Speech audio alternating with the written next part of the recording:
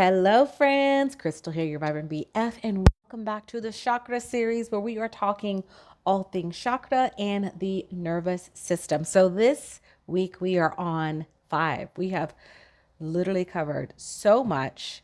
We are on the 5th chakra or the throat chakra, sound, communication, Vishuddha in Sanskrit, Vishuddhi. Vishuddha, Vishuddhi, which means purification. It's dealing with vibration, communication, creativity. I said sound. We are dealing with the color bright blue, or for those of you who are familiar with The Devil Wears Prada, cerulean is the actual color, as well as the sound hum. It is ruled by Mercury. It has 16 petals on the lotus. Now, these 16 petals actually represent the vowels in Sanskrit, all the vowels in Sanskrit. It also deals with the ether or akasha or spirit. This is basically the gateway to our consciousness because we're dealing with sound and rhythm and vibrations and words, which control how we create and transmute and receive communication with not just ourselves, but with other, the power of our words, the power of our speech, and how we can create with what we speak, what we think, what we do, where we go. Communication is the first level of our physical transcendence from the ordinary limits, right? We've been dealing with the body, right? We all have our heart and we have our physical bodies and stuff. But when we start talking about communication and the throat chakra and the sounds, we are going to start creating in the ethers, in the spirit. And we are going to talk about how these vibrations in the etheric plane will allow for a lot of the kind of higher consciousness, spiritual realm can start awakening, such as remote viewing, telepathy, which is another word associated with this chakra. Distance healing, Kirlian photography. Have you ever had that done where you sit and there's a special camera that basically shows your auric field and it could be different colors? It's actually very cool. I've done it before as well. Diseases actually show up first, usually more times than not, in our etheric fields before it takes hold into the tissues in our body, which is fascinating. Think about service dogs, those who are trained to monitor their people to make sure they don't have seizures and whatnot. Have you ever seen those videos and the people be carrying on, all of a sudden the dog is like, sit down, take your medicine, because they can sense it in there etheric field, which is absolutely incredible. This is also the last of the 7 chakras to have any element to do with classic associations, right? Because like I said, we're now starting to get into the higher vibrational ones. The top 3 is basically the spirit realm. So super excited. So, when we think about our chakras, we are going to start realizing how we are breaking down the boundaries, right? When we start moving out of the physicality and into the ether, into the akasha, into the spirit, we are going to be able to allow our boundaries to expand. There's many things that can happen. And we think about language, the sound, our speak. So, if you speak multiple languages, you can travel easier throughout the world and be able to fit in with those around you because your boundaries are opened up and you can go to places and you can ask questions and you can experience things that maybe others who don't have the language wouldn't be able to do. And I am speaking from someone who lives in another country. I live in Portugal and I don't speak the language. I can understand it more than I can speak it, but still not enough. And there has been times where I've wanted to be more involved, but I didn't know the language. And so you do feel a little bit isolated and cut off, which we need that energy of others around us. So that's just one small kind of way of the power of opening us up and expanding us. We'll talk about more since we are dealing with more the energy and the vibrations, sound that it carries throughout space and time. And one of the biggest things I always think about when we think about sound or vibration is music. Music transcends space, time, color, gender, age. It's beautiful, and that's vibrations and sound. So, when we realize how all of the vibrations we have can and do affect other people, right? I always tell people energy does not lie. The vibrations, people usually meet your auric fields before they actually meet you. And have you ever been around someone and you're just like, I just feel so good around them? It's probably because they have really good energy, really good vibrations. This is a real thing.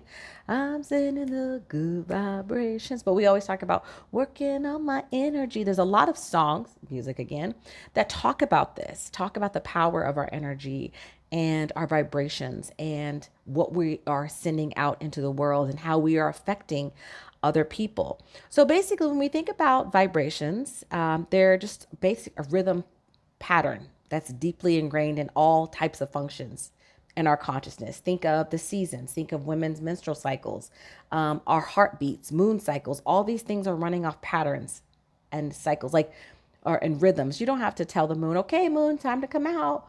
All right, leaves, time to go off. All right, the weather knows. There's, we talk about our circadian rhythm, how people wake up and sleep, and all these things. There are constant patterns that we are living and functioning in. No living thing is escaping these rhythms. So, rhythms, like our chakra patterns, tend to perpetuate themselves. So, this is going to be what we focus on, what we think, what we do is going to bring more of that.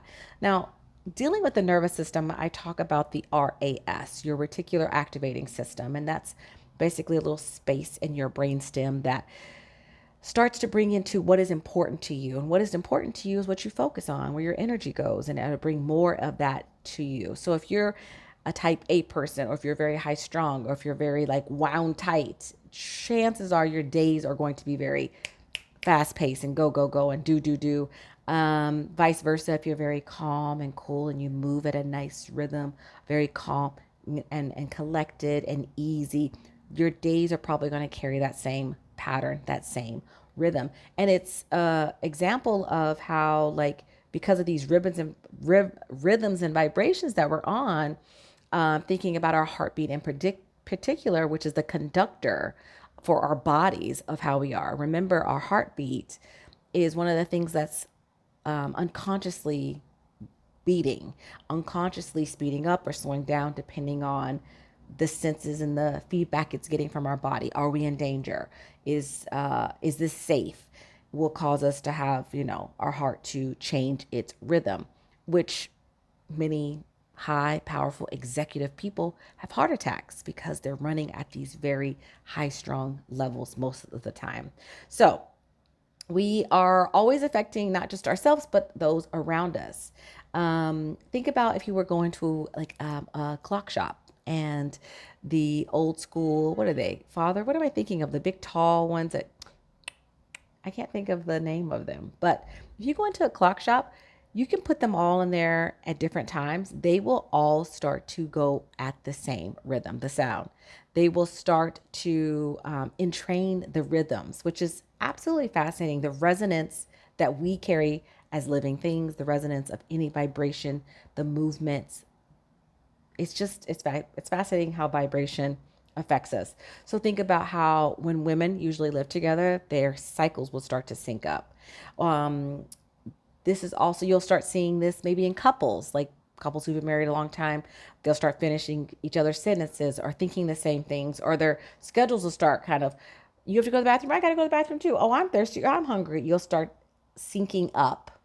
You will start entraining your rhythms with one another. I also think about mothers and children, how there's kind of a pattern with that as well. I remember one time I was getting a pedicure and I could see the streets from the location of the place. And then I happened to see my daughter walking up the road and I was like, oh my God, that's my daughter. I'm going to call her. And so, of course, I call her and she's like, oh my God, I was just thinking of you. I was listening to music and something told me to take out my ear so I could hear my phone. And sure enough, it was you. So that's a beautiful example of the communication of the etheric ether fields, the telepathy, if you will, because it can show up in a lot of different ways. All right. So one of the other things, remember I have my big board here to make sure we stay on track, to make sure I stay on track. So it's one thing you want to ask yourself is, what is the vibration that I'm sending out? What am I putting out into the world? What am I first telling myself? What am I speaking? What am I thinking? What are the patterns? And then how is that affecting those around me, my environment? And then think about a drop in a lake, how it ripples, ripples, ripples, ripples, because we affect those, of course, closest around us, our families, and then we go out into the community, and then we go out into the towns, and we go out into the states, then we go out to the cities, the countries, etc. The world is all affected. So one of the things we want to talk about today is our mantra. Now, mantra, man is mind, and the tra is protection or instrument. So it's basically a tool for protecting the mind from the traps of non-productive cycles, right? So what we're saying, what we're thinking, what we're believing, back to the RAS, is what we're going to start creating, back to that creative process with this fifth chakra. This is where the creation comes in. Because creativity is more of an inner discovery, right? When we create and we can tap into our gifts and our talents, our purpose, not just the second chakra, which was remember the womb and sexuality and things like that, which is also considered creation. But this is more of an inner and how we are creating the worlds around us by what we're speaking, what we're believing, what we're thinking on not just the physical realm, but also into the spirit realm, because we're crossing over those boundaries and that's borders now. And we basically open ourselves to the mysteries of the universe. This is where I was talking about remote viewing or telepathy and things, because we start operating outside of our physical body into the ethers. All right. Also, this chakra, obviously, with the speaking, the throat chakra is also dealing with not just our throat, but our ears and our mouth and our shoulders. All of that is connected with the throat chakra, our thyroid as well. So when this is not in alignment, we are going to have sore throats and thyroid troubles, just to name a few. And the opposite of us being in alignment with our fifth chakra is lies. How truthful, because think about this shudu in Sanskrit is purification. That's truth. That's honesty. That's real. So lies is very counterintuitive, counteractive to this chakra. All right. So when we are focusing on mantras or chants, even, and there's so many globally. But one of the main ones many people are familiar with is of OM, say it with me, and hold it and let that reverberate through the body. This is like the great primordial sound, the original sound of the universe. Many say the sound of all the sounds coming together. In Christianity, it'd be like the Amen, would be something like that. Now, when we are chanting and speaking and holding these vibrations in our bodies, it allows it to reverberate in our minds and our bodies. So, what we are saying in the morning is going to set the tone. What we are thinking when we go to bed, it's going to set the tone. We have got to understand the power of our creativity, the power that we hold right into this throat chakra, the powerful throat chakra that is opening us up to these higher realms, to this the mysteries and magic of the universe outside of what we can see, outside of our five senses, right? The music that transcends space and time, the meditations, the chanting. This would be a good example of they had monks come together. This was a study done many years ago, and I'm sure they've done it multiple times since then, where monks who meditated as part of their lifestyle, I mean, hours on end, they would go into cities, maybe, where it's more high crime, and they would meditate, and their presence would actually drop the robberies, just any kind of crime rate would actually drop during these meditation times. Just their energy, just their auric field, just the vibrations that they were carrying on such a collective level would affect the cities that they would enter in. And that also brings us to the power of numbers and connections. So in Christianity talks about where two or three are gathered, but in universal laws and truths, it also talks about when we come together with other people that have the same resonance, that are able to entrain these same frequencies. And if you are thinking higher conscious thoughts, it's going to create more of a ripple effect, more power, more authority, more effect in this physical world, in this spiritual plane as well. So, thinking about what we are speaking in the morning, the two most powerful words, I am, right? Whatever you say after is what we're creating, back to the creative word.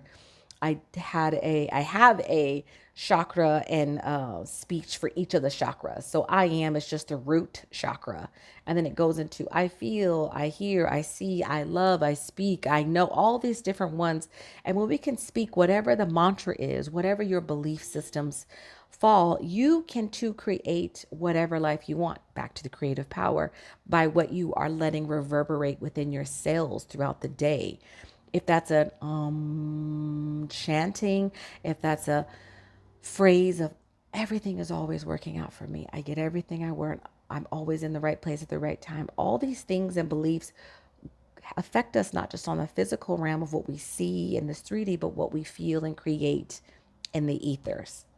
All right, so one of the things we talked about with opening up the spiritual realm and connecting outside of the physicality is telepathy. So basically, telepathy is communicating across space and time, past our five senses. It basically is the art of hearing the whispers of another's mind. Now, again, this could go back to siblings. I have a sister who's about 2 years apart, but some of the things we do almost acts like twins. If you've seen twins, they'll sometimes, again, finish each other's sentence or think like, oh my God, I was just going to say that. Really close friends, partners for a long time, sometimes children. Anybody that we are in close communication with, we can start hearing each other even when there's no verbal words spoken, because communication is just, I mean, the speech part is very, very low. There's body language, tone, all these other that will affect how we are representing and showing up and sharing. So, another thing when we want to think about this fifth chakra is the media. This is our cultural expression. It's basically acting and connecting us collectively, our nervous system. It's like a nervous system collection of what we are seeing on the media. This is one of the biggest ways of basically sharing information. And the downside is that we can all collectively be manipulated if the media is showing lots of lies, which again was the counterintuitive way of living and being in our full expression of this fifth chakra. We are seeing this so much, especially in the US, of all the lies that is coming out. We see it also in Israel and how all these things, I think about all the way back to the beginning of this horrific, I mean, it's been going on for many years, but we'll just start with October 7th and moving shortly after that, when the first hospital was bombed. We couldn't believe it. And it was like, it wasn't us. It wasn't. But anyway, all these things that we see on the media is going to deeply affect and impact our lives culturally. So there's going to be this nervous system of where our attention is focusing on and what is going to cause us to be culturally and collectively affected. There's so much coming out of the US, and some are lies, some are truth, it's just so much that many people in the US are so overloaded and overboarded and with all of the nonsense that they're shutting down, because it's overstimulation of all the lies that we are seeing. And it talks about how this being such a powerful, potent way of communicating with the collective consciousness, with the communities, it needs integrity. We must demand integrity. We need the truth. We need it to be clear. And trying to decipher through all of the lies can be very difficult. One of the things I think about is when I traveled to Hawaii for the first time, and we're on the highway and we're driving, and I'm just like, it's just so beautiful, but something I can't quite put my finger on. I'm in the car, we're driving, but something feels. And the person I was with was a local, and she knew exactly what I was going to say. And she said, there's no billboards. And I was like, oh my God, that's what it is. You were just so exposed to all of Hawaii's natural beauty, the rolling hills, the mountains, the water. You could just see everything from the highway. There was no billboards. There was no traffic signs. There was just beauty, nature, and it was just so beautiful to witness. That is a perfect representation to me about how we're so influenced, not just visually, but psychologically, physiologically, because of what we're seeing by the billboards, our air pollution, social pressures. This is all cultural, right? Depending on where you are in the world, you're going to be affected differently depending on how things run in that part of the world. The US in particular is inundated with just so much stimulation that you very rarely can get quiet enough to even hear your own thoughts unless you have trained yourself to tap into your nervous system, to tap into your chakra system, and really create a space to connect back to self, right? On all levels.